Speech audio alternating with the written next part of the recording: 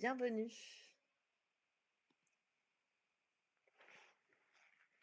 On attend encore un tout petit peu? 1 ou 2 minutes? Ouais, très On bien. attend que quelques personnes arrivent et puis, et on remet nos micros dans 2 minutes.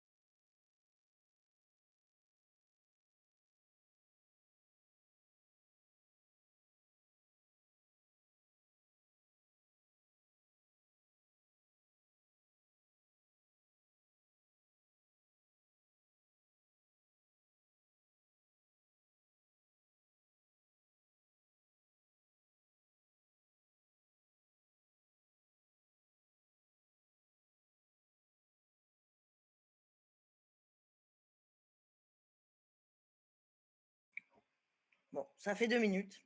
Alors, on y va. Adrien, es-tu là? C'est bon, je suis là. OK. Eh bien, merci d'être là ce soir avec nous pour notre 5e masterclass, que nous avons le plaisir où nous avons le plaisir d'accueillir Adrien, qui, je crois, est le seul garçon, présent. Bon, on va peut-être être rejoint par d'autres, je ne sais pas. Et donc, ben, je crois qu'il n'y a pas vraiment besoin de présenter Adrien. Qui ici ne connaît pas Adrien? Levez, cliquez sur une petite main levée si vous ne connaissez pas Adrien. Ah, nous avons des personnes qui ne connaissent pas Adrien. Alors, très rapidement pour présenter Adrien, bon, déjà, pour ceux qui ne me connaissent pas, je suis Camille Labro, la fondatrice de l'école comestible. Adrien est notre référent animateur à l'Académie du climat, qui a démarré en 2020. C'est ça, Adrien? Ça Ouais, fait depuis octobre 2020 2020, que tu es avec nous? c'est ça. Mais Adrien n'est pas seulement ça, c'est quelqu'un d'extrêmement engagé sur l'alimentation depuis toujours, qui a travaillé longtemps dans le monde de la restauration, qui a des valeurs chevillées au corps. Et c'est pour ça qu'on s'est retrouvés aussi autour de l'école comestible. Et aujourd'hui, il crée des ateliers, mène des ateliers très, très engagés à l'Académie Climat, à la fois sur un plan théorique pour éveiller les jeunes à l'impact de leur alimentation sur eux et sur leur environnement, et des délicieuses recettes ensuite pour leur donner envie de faire encore plus attention et de faire encore plus la cuisine. Si vous ne l'avez pas fait, pour la personne qui ne connaît pas Adrien, eh bien, vous êtes bienvenue pour venir l'accompagner sur ses ateliers en tant que bénévole à l'Académie Climat et venir, voilà, si par exemple, si vous n'êtes pas à Paris, à l'occasion d'une visite parisienne, vous êtes bien sûr bienvenue. Et donc ce soir, Adrien s'est proposé de nous parler d'un sujet qui est au cœur de l'école comestible, puisque c'est comment nous pouvons changer le monde par la manière dont on mange. Et c'est un petit peu aussi la phrase clé de l'association. Donc Adrien, je te passe le micro et je n'interviens plus. Si Il je y dis aura... grosse bêtise, là, faut pas hésiter. Pardon? Si je dis grosse bêtise, là, faut surtout pas hésiter à couper le micro pro ou Non, lâcher non, on va te laisser dire tes grosses bêtises. Non, tu n'en diras pas, je le sais. Adrien prendra la parole pendant un petit moment, puis évidemment, il y aura un temps de questions et d'échanges à la fin. Je ne sais pas comment, si tu préfères, Adrien, que les personnes interviennent au fil de l'eau, ou si on réserve nos questions pour la fin, comme tu veux. Plutôt, si c'est OK pour tout le monde, plutôt pour la fin, à moins qu'il y ait vraiment un point de blocage complet. Alors là, avec plaisir, mais je pense que ce sera mieux une fois qu'on aura vu le maximum ensemble. Comme c'est quand même un sujet qui demande aussi pas mal d'échanges et de discussions, je garderai peut-être un temps un petit peu plus long pour des questions-réponses. Voilà. Ok, bah du coup, merci Camille pour l'introduction et merci à toutes, du coup, et pas tous, d'être là ce soir et de prendre du temps pour venir à notre rencontre.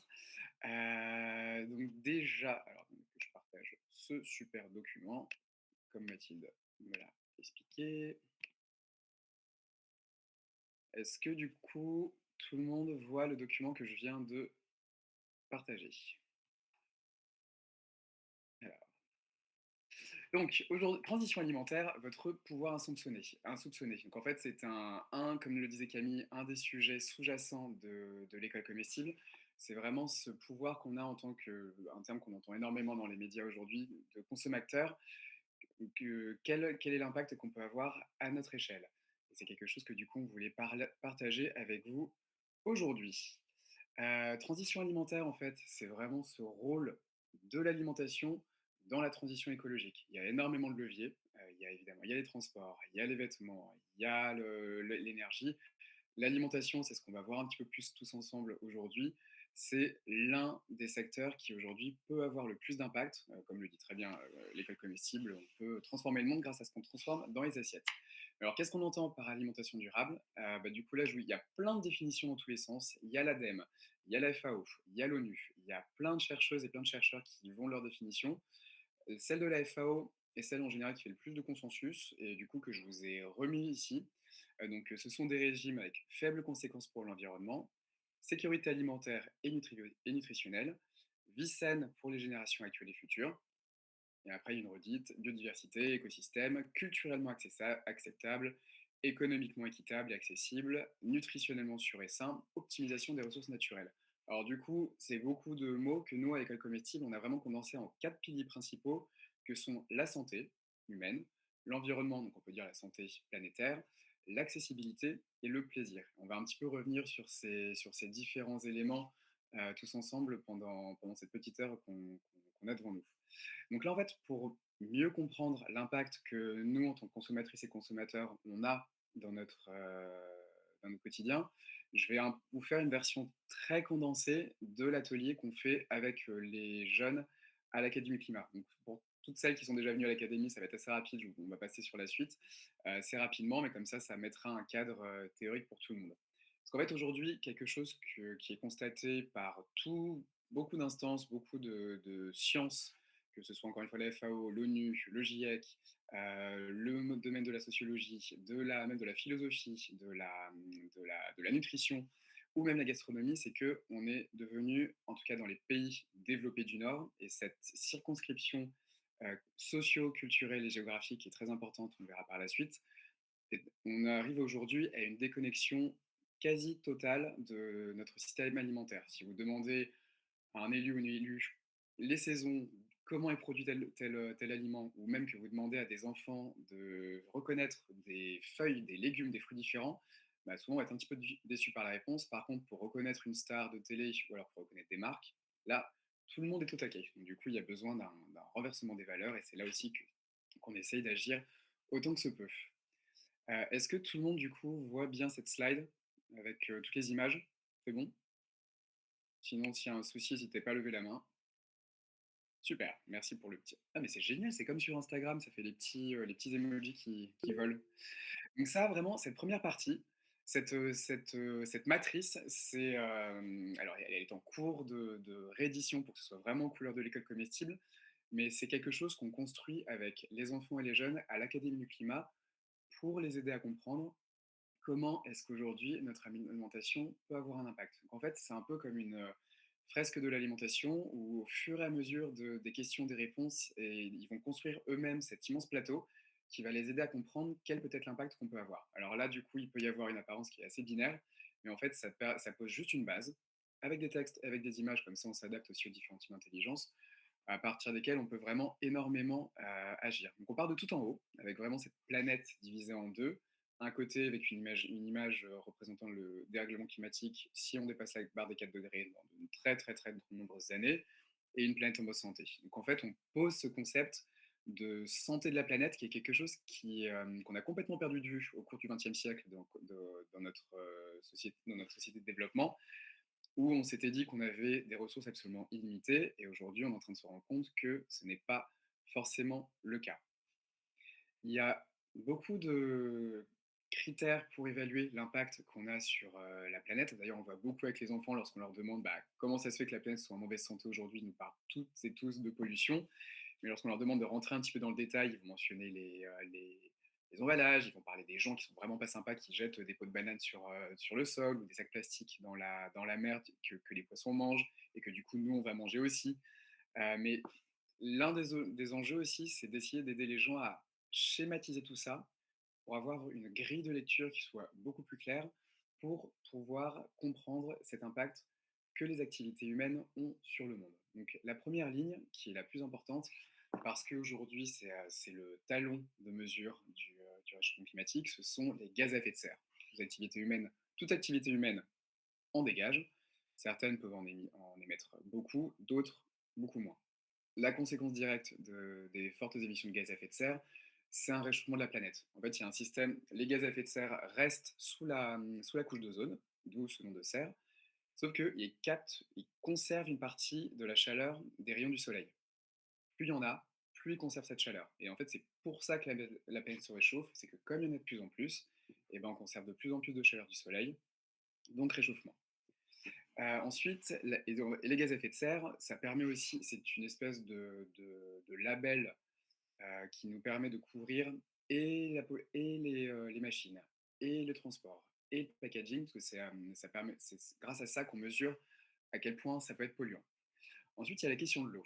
Alors l'eau, c'est assez intéressant parce que très souvent, les gens se disent, bah, comme surtout dans notre société du Nord développée, on a juste à ouvrir le robinet, on se dit que c'est bon, c'est une ressource qui est limitée. Il y a cette méconception de quantité d'eau illimitée sur Terre. Il y a aussi cette notion d'eau, de raréfaction, de disparition plutôt, de l'eau sur la planète du fait du dérèglement climatique. Alors en fait, c'est pas tout à fait vrai. La quantité d'eau sur Terre est exactement la même en volume et en poids depuis 4 milliards d'années. Ça n'a absolument pas bougé. Il y a eu des changements de répartition entre eau douce, eau salée, entre eau glacier et eau fluide, mais la quantité est exactement la même. Le problème, c'est qu'aujourd'hui, le dérèglement climatique fait que cette eau est de moins en moins mobilisable parce que l'eau est transportée, le cycle de l'eau est modifié, donc il va y avoir dans des zones où d'habitude il pleut d'énormes sécheresses, dans des zones où il y a d'habitude des sécheresses, d'énormes crues avec des inondations. Et en plus de ça, on est de plus en plus nombreux sur Terre, avec de plus en plus d'activités, donc raréfication de cette denrée qui est essentielle. Mais attention, elle ne disparaît pas, ça c'est un point très important. Déforestation, bah, nous on a besoin d'espace pour mettre des usines avec des serveurs pour aller sur Google, pour des usines de vêtements, etc., mais aussi pour mettre des champs, pour mettre des usines de transformation, pour mettre des zones de stockage. Et très souvent, ça peut s'accompagner donc d'une disparition des zones naturelles et notamment la forêt. La conséquence directe de ça, c'est que comme les arbres absorbent des gaz à effet de serre du CO2 pour être plus précis, pour produire notre oxygène, bah, du coup, on se retrouve avec un effet exponentiel d'augmentation des chaleurs. Et en plus de ça, les arbres aussi ont vraiment ce rôle un peu de veine, en tout cas leurs racines de veine de la planète, où ils permettent à toute l'eau, à tous les minéraux de circuler, d'avoir des sols qui sont aussi sains que possible. Ensuite, il y a tout ce qui est pollution chimique. Donc par chimie, on va entendre tout ce qui est engrais et pesticides de synthèse, qui sont utilisés aujourd'hui massivement. Du coup, évidemment, on les retrouve dans l'air, on les retrouve sur nos aliments, donc dans nos corps, avec les maladies aujourd'hui qui sont associées, les cancers, notamment la thyroïde. On fait de plus en plus de liens avec la maladie d'Alzheimer, on fait de plus en plus de liens avec la maladie de Parkinson. On les retrouve aussi dans les sols et il y a un ruissellement jusque dans les océans. Le problème, c'est qu'on analyse de plus en plus aujourd'hui que toute cette vie qu'il y a dans les sols et dans les océans, bah, évidemment, sans trop de surprise, elle ne supporte pas très bien tous ces produits chimiques et ça la tue à petit feu, voire très rapide selon les espèces. Sauf que les sols et les océans ont un rôle un peu similaire aux arbres. C'est qu'en fait, si les arbres sont les poumons de la planète, les sols et les océans sont c'est un peu les frigos. En fait, ils stockent encore plus de gaz à effet de serre que les arbres. Je crois que pour les océans, c'est à peu près jusqu'à 30% de la totalité des gaz. Après, eux, ils vont pas les reconvertir en oxygène, ils les gardent. C'est aussi pour ça qu'il y a toute cette crainte autour du dégel, autour du travail des terres, parce que ça relâche des quantités de gaz absolument énormes qui jusque-là étaient séquestrées, et donc ça contribue encore plus au réchauffement. L'appauvrissement de la biodiversité, bah, c'est très simple, hein. Si la planète, elle a de plus de vivants sur elle, bah, elle est plus apte à résister à cette maladie. Moins elle en a et plus elle faiblit. Toutes les activités humaines vont agir sur ces différents critères, l'alimentation en étant un des meilleurs exemples. Alors là, du coup, on aboutit avec les enfants à cette répartition des aliments. On leur demande, en gros, si on consomme trop de tel aliment, à votre avis, est-ce que c'est plutôt bon ou mauvais pour la planète?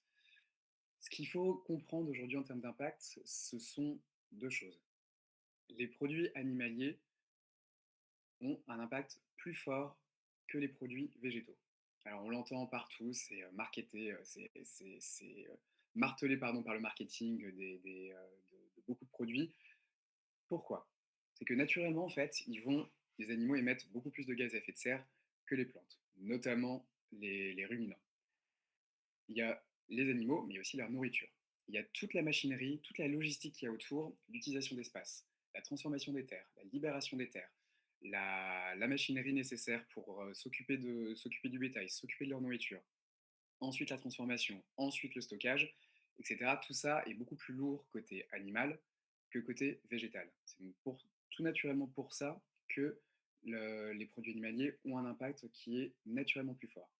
Si en plus de ça, ils sont de mauvaise qualité, donc produits de façon ultra industrialisée en énorme quantité, et bah, du coup, ça a un effet exponentiel il y a encore plus d'émissions de gaz à effet de serre, il y a encore plus d'utilisation d'eau, il y a encore plus de déforestation. En termes d'impact, on évalue aujourd'hui que c'est le bœuf qui impacte le plus, notamment du fait des émissions de gaz à effet de serre et l'utilisation de l'eau. Ensuite, il y a tout ce qui est mouton et agneau. Ensuite, il y a tout ce qui est porc. Et en dernier, il y a tout ce qui est poulet. Et le poisson se situe aussi, comme aujourd'hui on a principalement du poisson, crevettes de ferme, c'est le troisième. J'intègre ça dedans. Tout ce qui est bovin, mouton, agneau, poisson, crevettes de ferme, porc, et ensuite tout ce qui est poulet. Ensuite viennent tous les produits évidemment ultra transformés, bah, puisque ce sont des produits qui sont dénaturés, très éloignés de leur état naturel, c'est comme ça qu'on l'explique aux enfants, et dans lesquels on a eu énormément de rajouts de produits chimiques. Une définition tacite, c'est des choses que vous ne pouvez pas reproduire à la maison, soit parce que, un, vous n'avez pas le matériel nécessaire, ou B, parce que vous n'avez pas les produits chimiques nécessaires, parce qu'ils ne sont pas accessibles au grand public. Forcément, ce sont des aliments qui subissent énormément d'étapes chimiques, industrielles pour être produits, avec énormément de packaging, et qui du coup nécessitent beaucoup plus d'usines. Donc du coup de l'autre côté, on a tout ce qui est végétal, donc tout ce qui est fruits, légumes, légumineuses, céréales, tout ce qui est bio ou sans pesticides. Parce qu'attention, le bio, ça ne veut pas dire sans pesticides, il y en a beaucoup moins, mais c'est pas 0% pesticides. Ça, c'est le label Déméter, qui est d'ailleurs très très rare en France. Et en plus, selon les pays européens, ça ne va pas toujours être la même, les mêmes réglementations. Ce qui est local, donc ce qui est pas trop éloigné de chez nous, il n'y a pas de définition officielle. Aux États-Unis, ça va être dans son État. En France, il y a une espèce de définition tacite de l'ADEME. Enfin, que l'ADEME a fait des évaluations.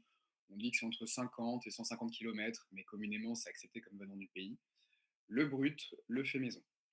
Donc, en fait, on constate aujourd'hui que les aliments qui impactent le plus, ce sont les aliments animaliers, les aliments ultra transformés.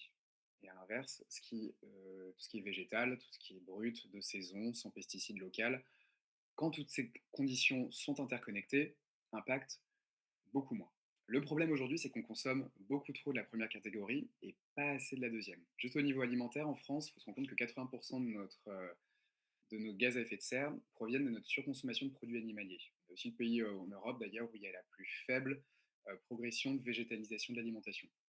Et pour donner quelques exemples très concrets, en termes de marché, on est le second marché mondial pour McDonald's. En 2020, alors c'était certes l'année du Covid, donc il y a eu quelques petites exceptions culturelles, mais on a consommé, si je ne me trompe pas, 2 milliards 600 millions de burgers. Je crois que permet de faire 3 allers-retours sur la Lune, juste en France, donc un truc absolument démentiel. On était, fut un temps, les premiers consommateurs de pizza.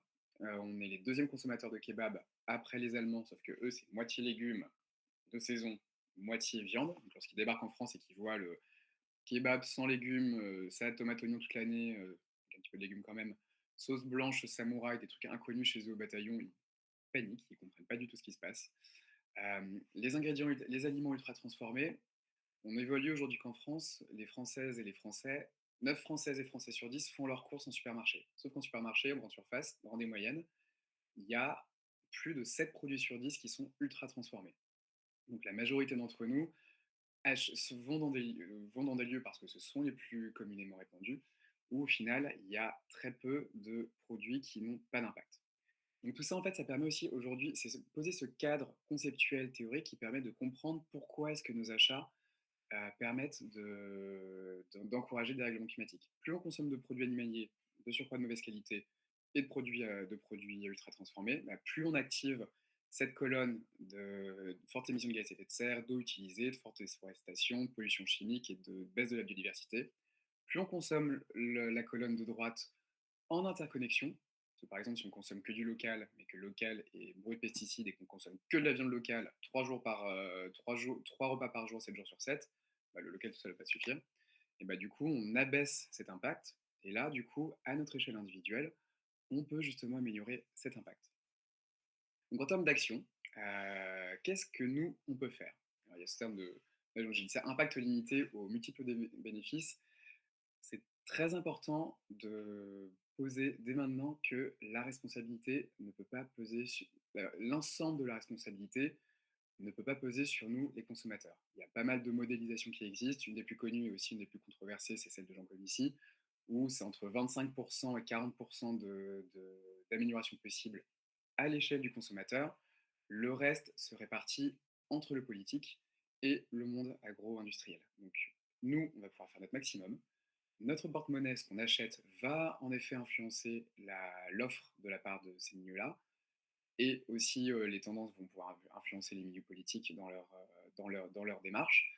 Mais malgré tout, c'est très important de se dire que aujourd'hui, on ne peut pas tout régler à son échelle. Et c'est très important de retirer une part de la responsabilité de nos épaules, parce qu'aujourd'hui, il y a un vrai phénomène, une vraie conséquence de l'éco-anxiété, qui est la paralysie militante. Les gens ne veulent plus agir parce qu'ils se disent j'ai trop à faire, c'est trop intense. Et bah, du coup, je préfère baisser les bras ou je vais me réfugier sur mes valeurs sûres, mes valeurs plaisir.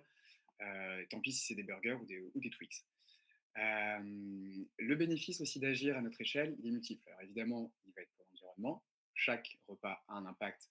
Chaque repas active un système derrière et du coup a des conséquences qu'on vient de voir. Mais il va aussi avoir des conséquences pour soi parce que c'est une forme d'engagement. Du coup, ça permet d'alléger l'éco-anxiété.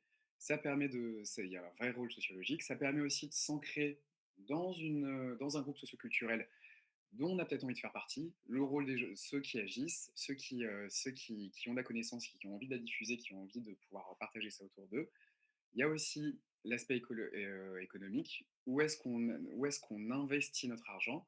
Est-ce que on est aujourd'hui encore dans un système capitaliste, donc du coup, c'est une valeur qu'il faut savoir évaluer.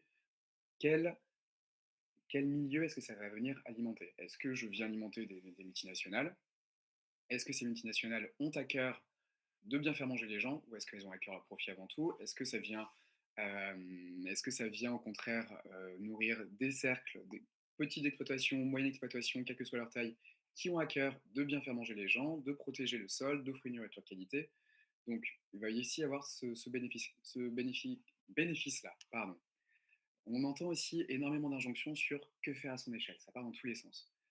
Il y a eu quelques tentatives de hiérarchisation qui commence petit à petit à se stabiliser, parce qu'on se rend compte quand même que si on veut associer impact écologique, impact santé, mais aussi impact économique, si jamais on commence avant tout par une réduction, on a la bonne première étape. Aujourd'hui, on mange trop, on produit trop dans nos pays développés. Et donc, du coup, il y a aussi il y a eu un besoin de planter cette graine de logique de déconsommation. Le fait qu'on ait besoin de travailler les restes, c'est aussi signe qu'on est dans une société d'abondance. Et aujourd'hui, on produit de quoi nourrir plus que l'ensemble de la population, alors qu'il y a quasiment 1 milliard de personnes qui se couchent chaque soir en ressentant la faim. Ensuite, il y a la question de la végétalisation en termes de santé humaine et en termes d'impact écologique. Végétaliser son alimentation, c'est une des actions qui a l'impact le plus fort pour les raisons qu'on a vues avant, parce qu'on agit à la fois sur les gaz à effet de serre, sur les ressources en eau, sur la déforestation. Donc ça veut dire augmenter sa part de légumes, augmenter sa part de fruits, d'herbes aromatiques, d'épices, d'oléagineuses, de légumineuses et de céréales. Aussi la question du brut. Là, ça permet d'agir du coup sur tout ce qui est ultra transformé.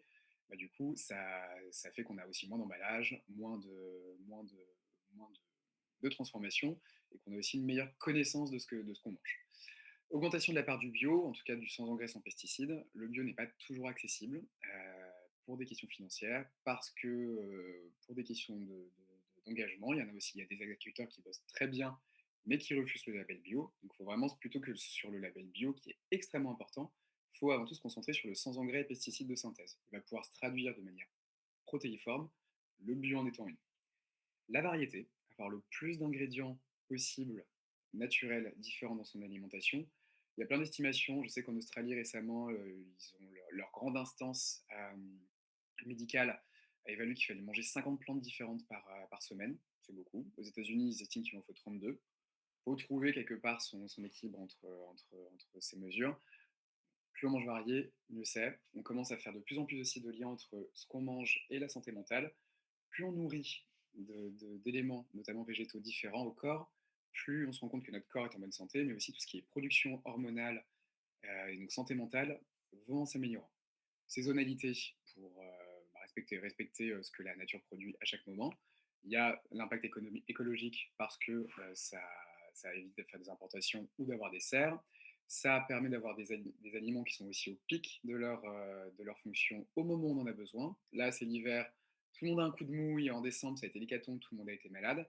Bah, génial, la nature, elle propose plein de choux, plein d'agrumes, bourrés en vitamine C qui aident à lutter contre ça.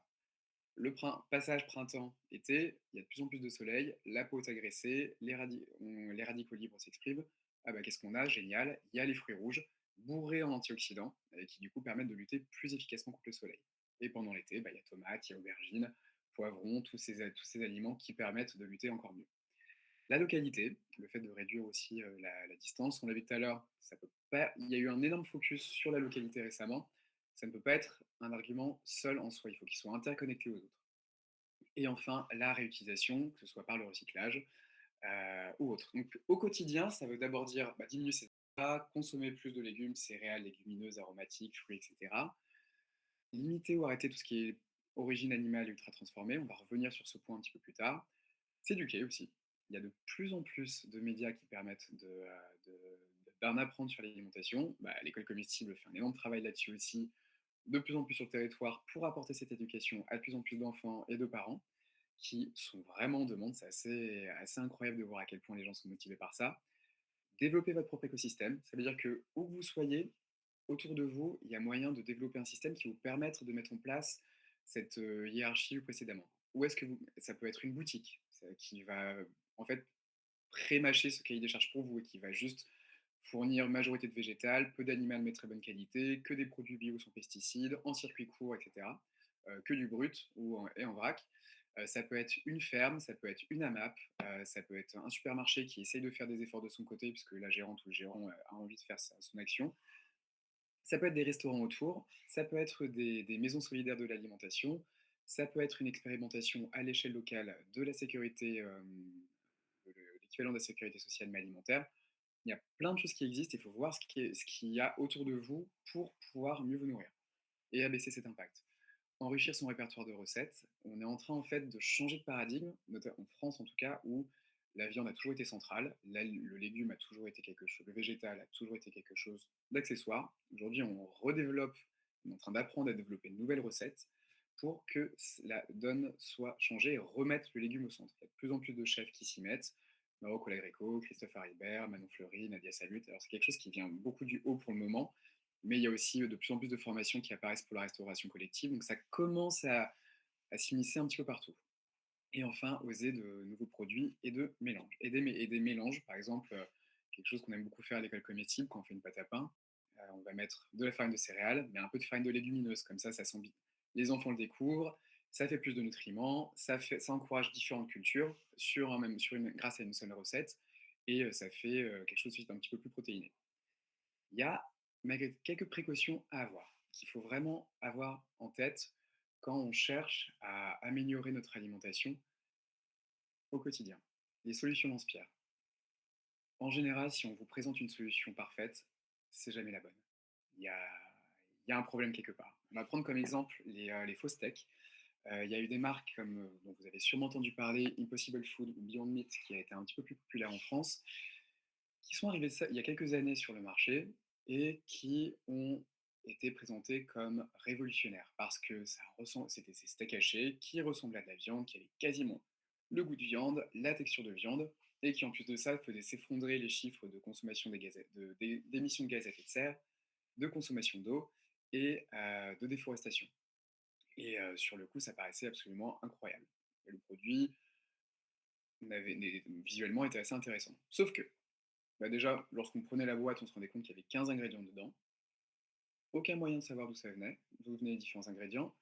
La boîte était basée aux États-Unis, faisait transporter tous ces steaks en surgelé des États-Unis jusqu'aux Pays-Bas, si je ne me trompe pas, Pays-Bas ou Danemark, pour qu'ensuite ce soit dispatché dans les différents pays d'Europe. Donc déjà, en termes d'impact, c'était un peu compliqué.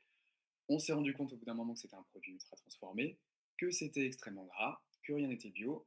Et l'université de Stanford aux États-Unis, donc qui est régulièrement dans le top 3 des plus grandes universités au monde, avec un centre de recherche, notamment sur l'alimentation, qui est absolument incroyable, et, parenthèse, des cours gratuits, dont certains sur l'alimentation, que je recommande fortement.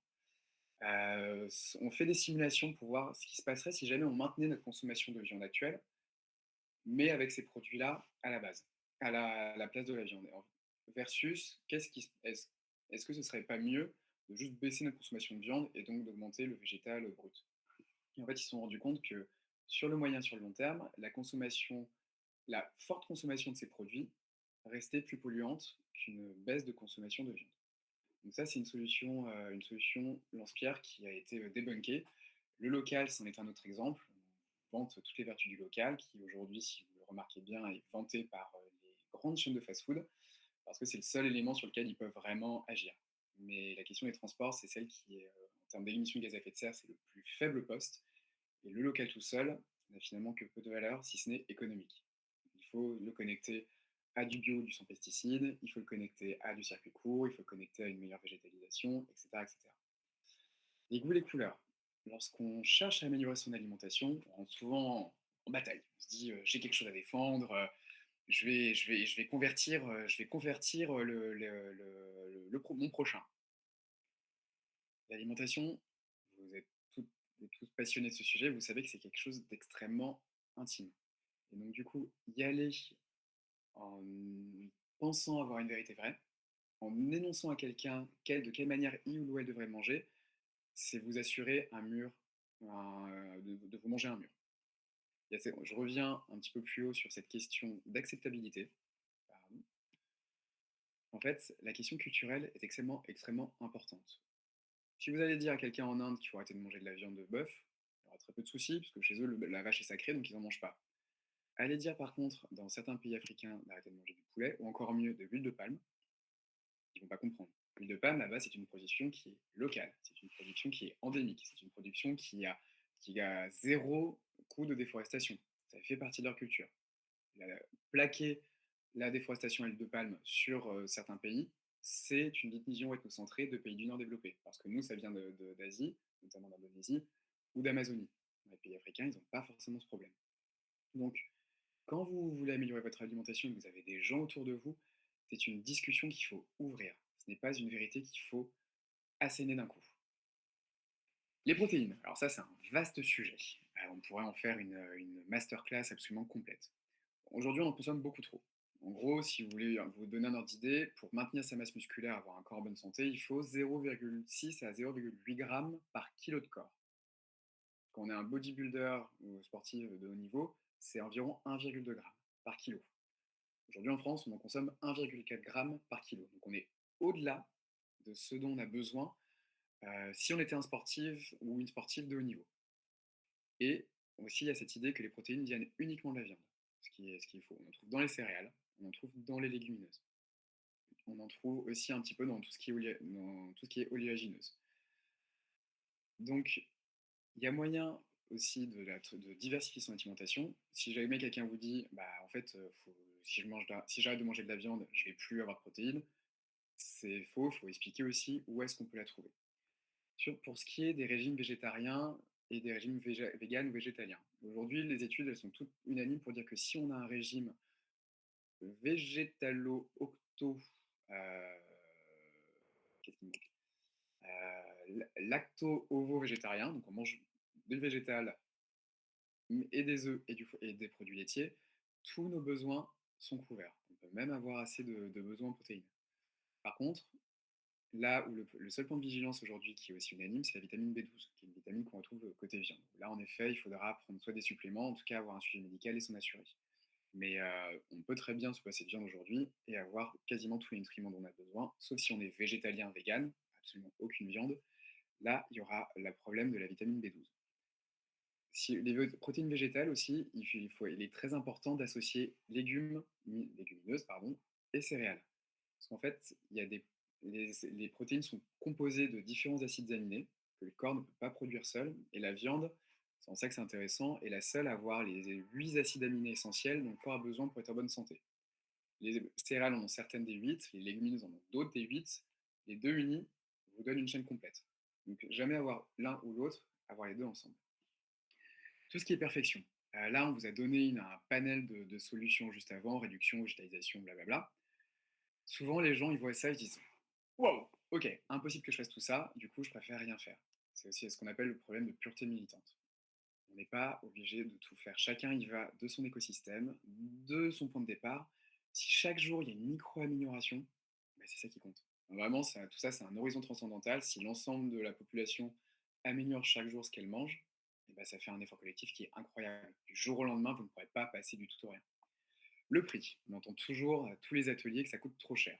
Et alors, je ne vais pas vous mentir, mieux manger, c'est vrai que ça coûte plus cher, mais pas forcément si cher que ça. On s'est amusé sur certains ateliers à acheter 3 paniers, panier de supermarché conventionnel, panier de bio de supermarché et panier de ce que certains pourraient appeler la petite épicerie bio bobo, c'est hors de question que j'y aille parce que c'est hors de prix.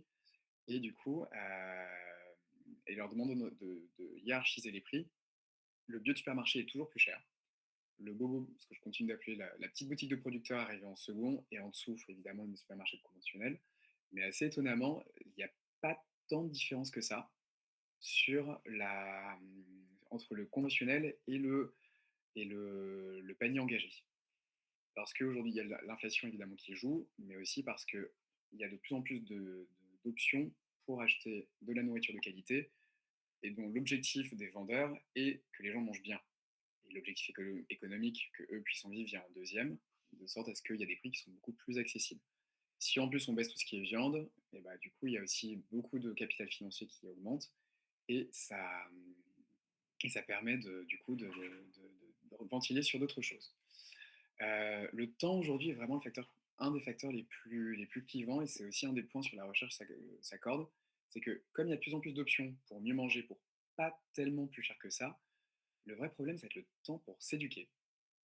Savoir qu'est-ce qui est bien de manger, qu'est-ce qui est moins bien de manger, réussir à intégrer toute cette connaissance pour ensuite la mettre en pratique, prendre le temps d'aller aux bons endroits pour acheter, prendre le temps de transformer des produits bruts, prendre le temps d'expliquer aux gens, etc. etc.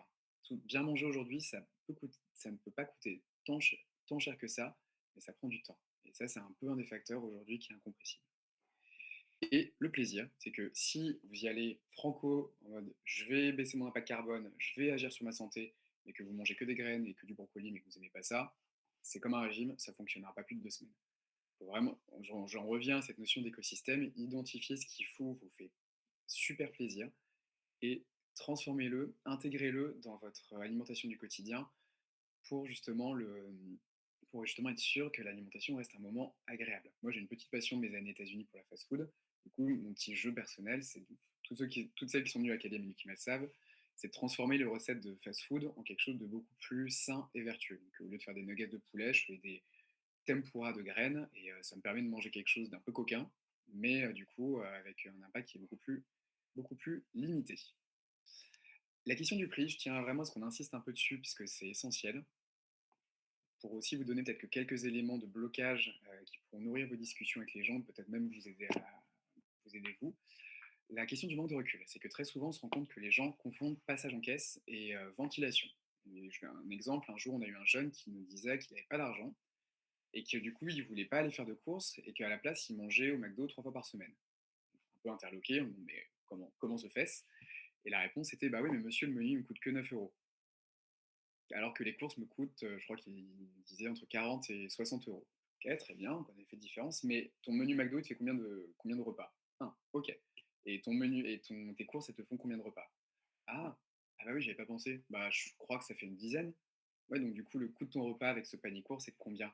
Ah bah oui, c'est entre 4 et 6 €. Et en fait, on se rend co ça peut paraître très bête, mais assez étonnamment, c'est un réflexe de décompte que peu de gens ont. Le passage à la caisse fait toujours très mal et du coup, c'est important de réussir à déconstruire cette somme globale en coût par repas. Aussi, donc ce que je disais avant, le reality check et nuance, mieux manger, ça coûte plus cher, mais au final, si on s'approvisionne aux bons endroits, pas tant que ça. Il y a de plus en plus de solutions qui existent. Il y a les AMAP, il y a de plus en plus de boutiques de producteurs. Pour ceux qui ont la chance d'être dans Paris intramuros, même j'étais à Marseille, il y a de plus en plus de solutions qui apparaissent. Aujourd'hui, on avait un jeune qui était à la campagne qui nous parlait d'une petite boutique qui s'appelle Vert Pomme. Il dit bah voilà, nous, c'est aussi à Paris au milieu du petit village. Il y a des sites internet qui existent. Il y a comme Benebono, comme La Fourche Bio. Il y a aussi des trucs de récup anti-gaspi comme, comme Phoenix ou Too Good To Go. Il y a aussi le coût du système alimentaire. Beaucoup de gens achètent peu cher leur alimentation, mais après ils vont se blinder en suppléments, des vitamines, de l'huile de poisson. Et du coup, bah, ça fait un coût global qui est beaucoup plus intense. Et aussi, on estime aujourd'hui que en fait, l'alimentation, aujourd'hui, elle coûte 1,2 à la planète. Tout ce qu'on dépense nous coûte encore en fait 20% plus cher à cause des externalités négatives en termes d'environnement et en termes de santé, pour les maladies que ça va développer, physiques, mais aussi mentales.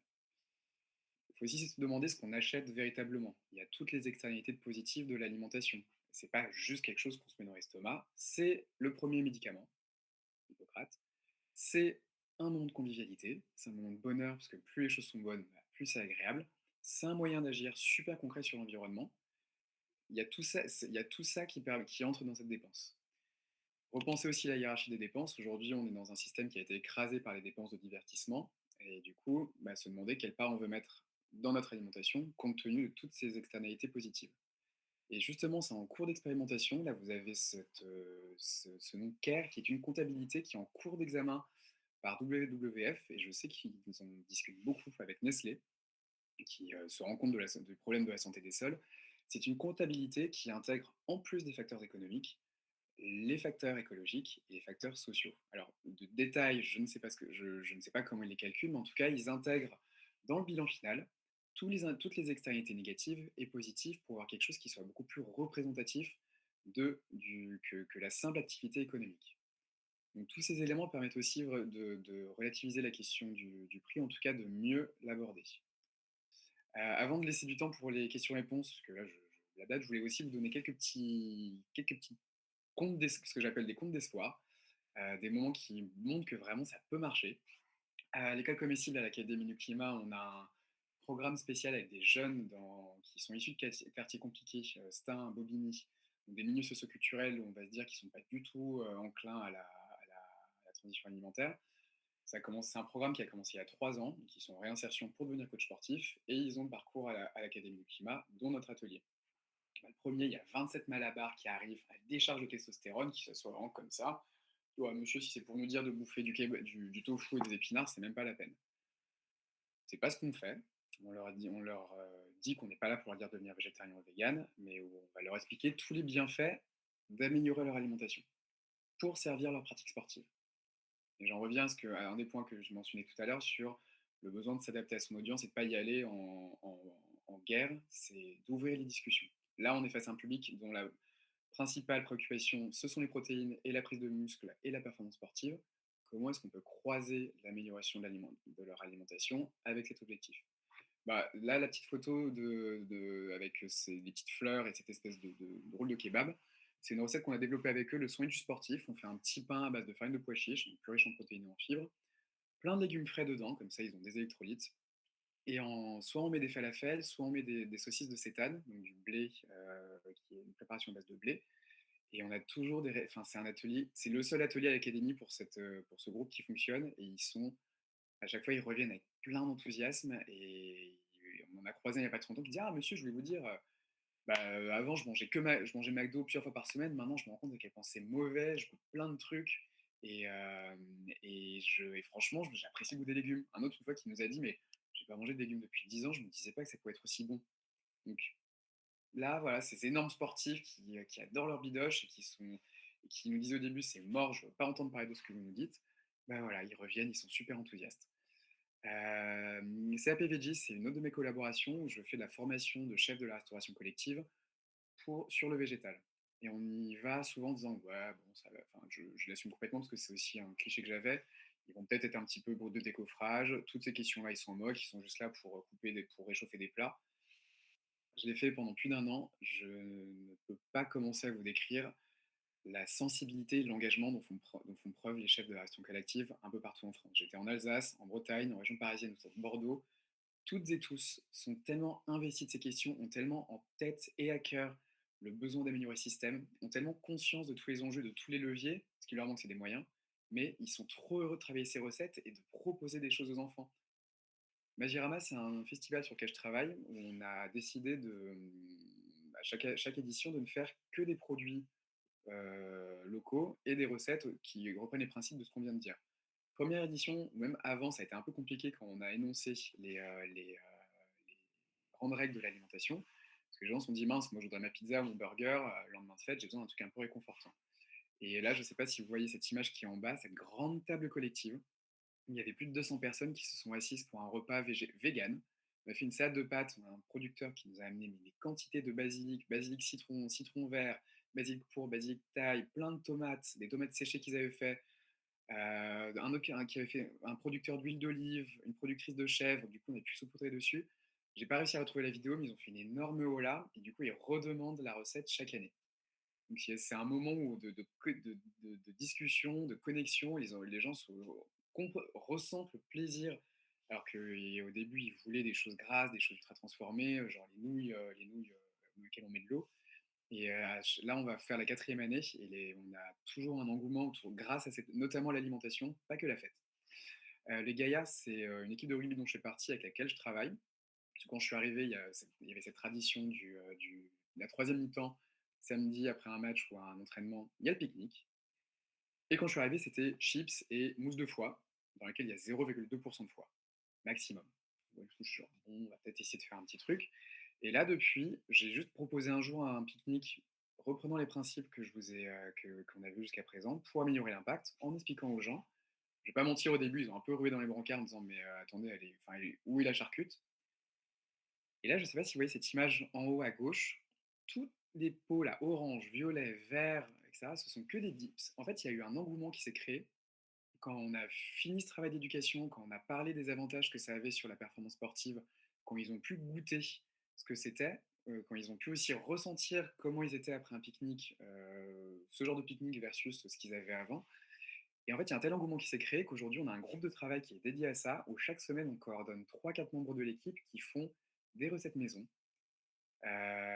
Toutes les mauvaises charcuteries ont quasiment disparu. Il y a plein de légumineuses, il y a plein de céréales, il y a plein d'herbes, il y a quasiment tout est toujours de saison. Les tomates cerises en hiver ont complètement disparu et s'il y a de la viande, c'est un petit peu, mais de bien meilleure qualité. On est même partis en vacances ensemble à 20 et ils ont accepté à ce qu'il y ait 5 repas sur les 7 qui soient végétariens ou véganes et 2 uniquement de viande mais de meilleure qualité. Et là, en fait, sur le dernier point, alors c'est pas un conte, mais en fait, c'est un petit point philosophique.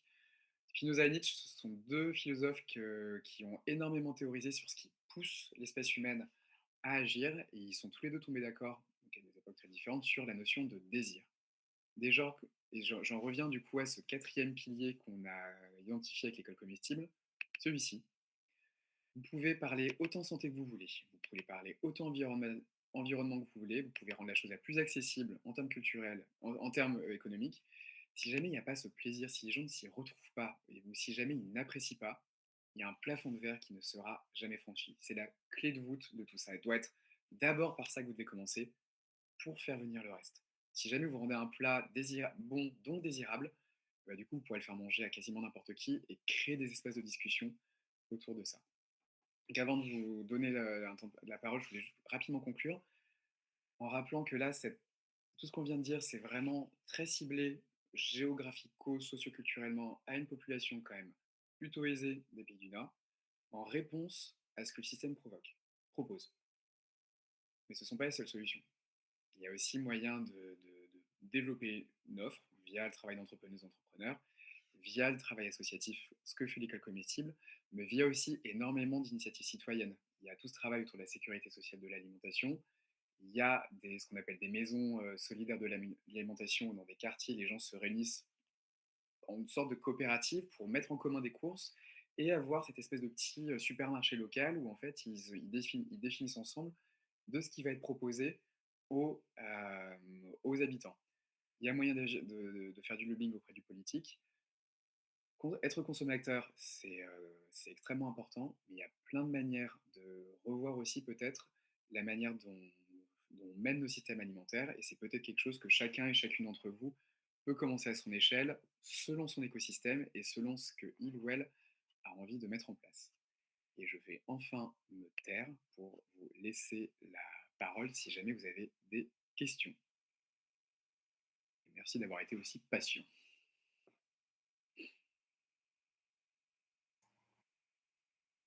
Si jamais vous avez des questions, n'hésitez pas à lever la main et ensuite je vous donne la parole et puis vous pouvez intervenir auprès de tout le monde.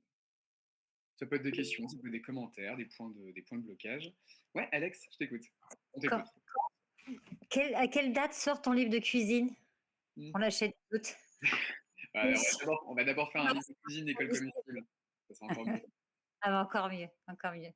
Merci, c'était passionnant comme d'habitude. Bon, désolé, tu connais un petit peu la partie théorique du coup, vu que tu es Non, beaucoup non, dans mais le livre, mais j'ai appris beaucoup, beaucoup de choses. Merci. avec plaisir. Ouais, Ninon. Je ne sais pas si vous m'entendez bien. Très bien. J'avais une petite question. C'était très intéressant, comme d'habitude. Est-ce que tu aurais des recommandations de MOOC ou de formation ou de choses en ligne sur l'alimentation qui pourraient compléter un peu ce que tu as pu dire enfin, moi, c'est un sujet qui me passionne et du coup, si tu as des refs, envoie. Je vais rapidement, alors sans prosélytisme, la formation d'école comestible est quand même vachement complète parce que tu y apprends plein de trucs. Alors, c'est dense, mais du coup, tu vas tout avoir pour connaître. Ok. C'est assez génial. Donc, je recommande vraiment de la suivre. Et sinon, en termes de travaux, je conseille un livre qui est absolument incroyable qui s'appelle Pour une écologie de l'alimentation, Ok. Nicolas Ricard. Et aussi, là j'ai un trou. J'enverrai peut-être une petite liste de références. Enfin, pas peut-être, j'enverrai une liste de références après la masterclass dans la semaine, parce que Mathilde a vos adresses email, donc ça on l'enverra à tout le monde. Ok, trop bien. Bah, super. Merci. Et d'ailleurs aussi, il ne faut pas hésiter, si jamais il y a des points au contraire qui vous ont peut-être bloqué ou qui vous ont paru un peu obscurs ou pas du tout réalistes, ça peut aussi être un petit sujet de discussion dans les quelques minutes qui suivent. Il ne faut surtout pas hésiter à intervenir sur ces points-là aussi.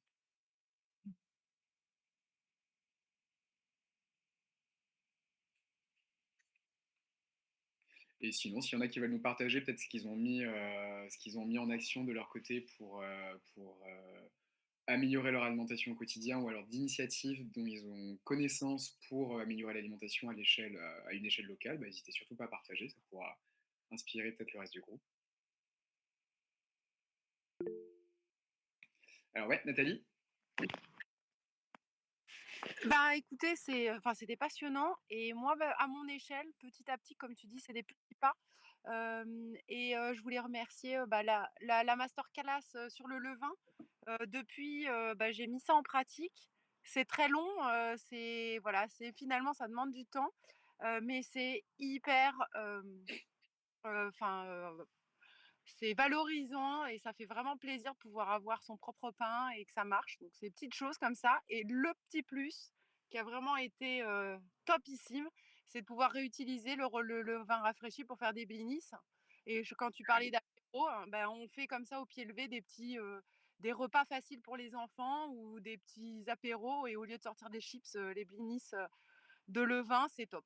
Voilà, donc merci à tous les deux parce que c'est un groupé pour moi de 2 masterclass qui sont très intéressants. Merci. Top.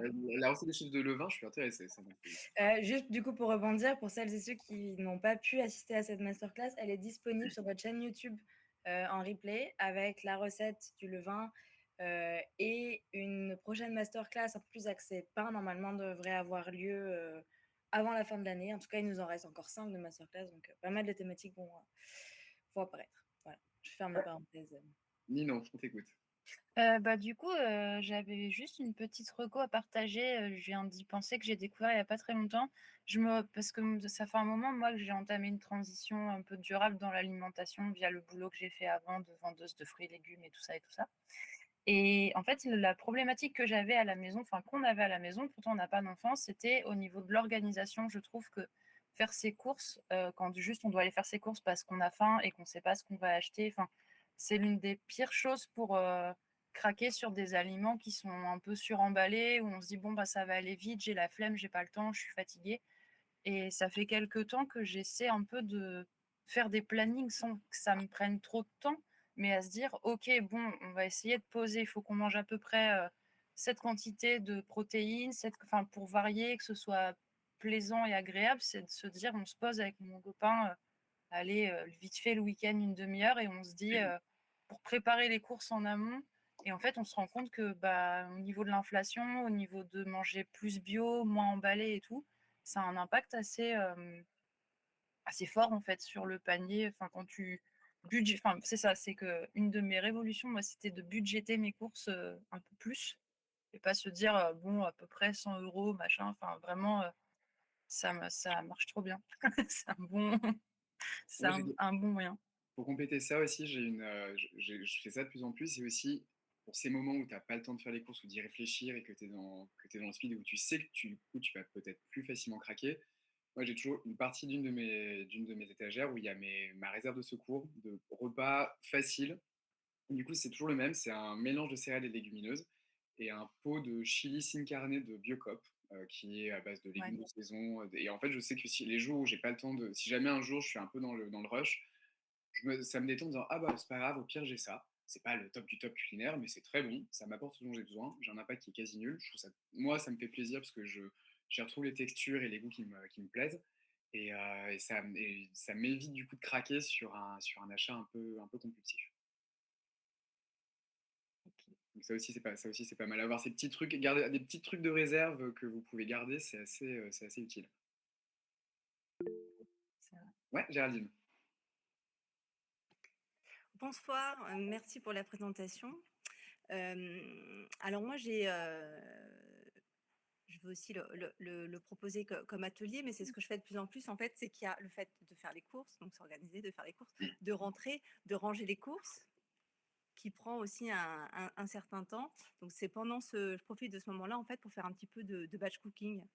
Donc je prépare, voilà, pour directement. Donc je me dis, voilà, j'ai 1 heure, je rentre, quitte à de toute façon, ça va me prendre du temps. Donc bah, je vais faire cuire, voilà, du riz et du quinoa. Je vais faire des carottes râpées. Voilà, et ça permet de faire un petit temps comme ça, qui est après. Et après, dans mon frigo, j'ai bah, voilà, des boîtes avec des aliments bruts, cuits, qu'ensuite j'utiliserai. Donc après, moi, c'est vrai que je n'organise pas forcément les menus en amont, mais c'est vrai que d'avoir ces produits-là préparés pendant ce temps de retour du marché, quitte à ce que la cuisine soit en bazar. Voilà. Donc, Technique très utilisée par les sportives et les sportifs d'ailleurs.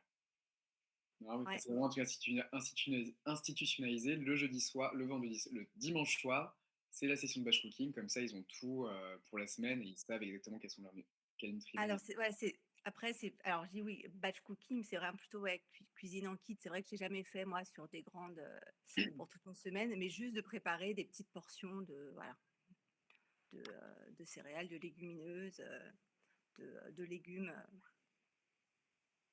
Voilà, entre autres choses. Après, c'est vrai qu'il y a aussi l'idée d'avoir un garde-manger quand même, bien comme tu dis, moi aussi, j'ai toujours prévu un plat pour quand vraiment j'aurais pas le temps.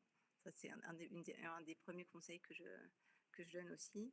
Et d'avoir voilà, un garde-manger bien précis avec des choses qui peuvent nous aider au quotidien.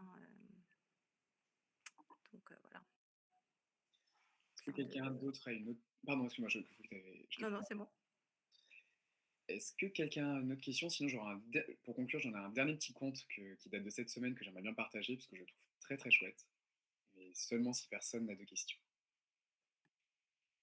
Non? Ok, bah du coup, pour conclure, là, cette semaine, je travaille sur, alors c'est à côté de l'école Comessine, mais sur un projet que je trouve assez incroyable avec le Red Star. Je ne sais pas si vous êtes familier de football, moi je ne connais pas du tout. C'est le club de football de Saint-Ouen, qui est le deuxième club, plus vieux club de football de France, qui a été en Ligue 1, là ils sont repassés en Ligue 2 si je ne me trompe pas.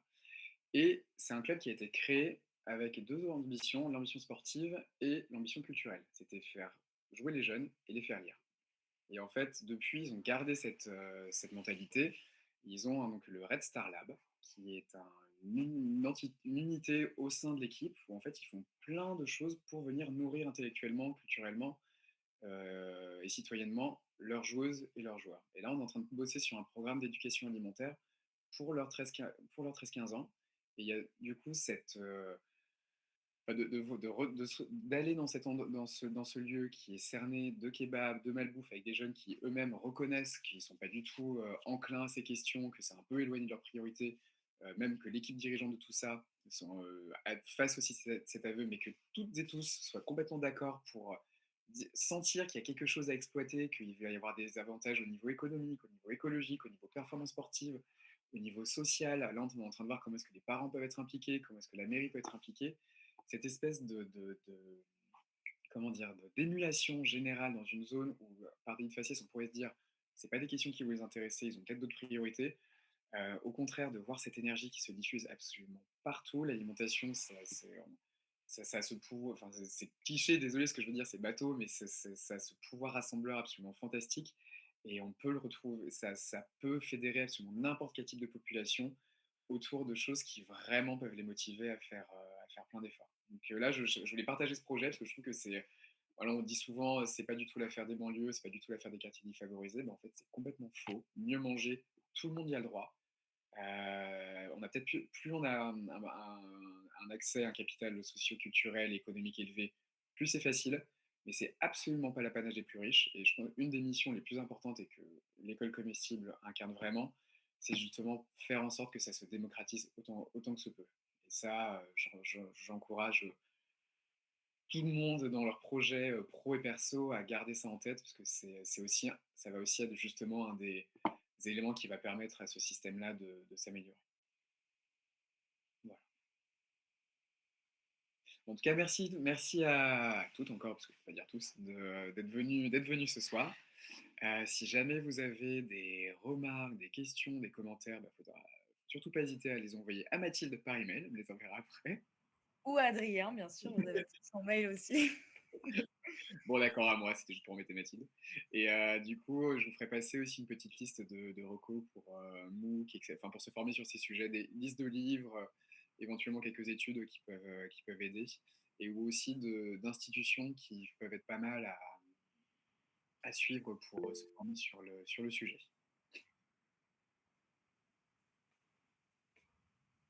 Et si vous avez encore un point, n'hésitez pas. Et sinon, passez toutes et tous une très très bonne soirée. Merci Adrien. Merci beaucoup. Merci. Bientôt. Merci. Bonne soirée. Bonne soirée.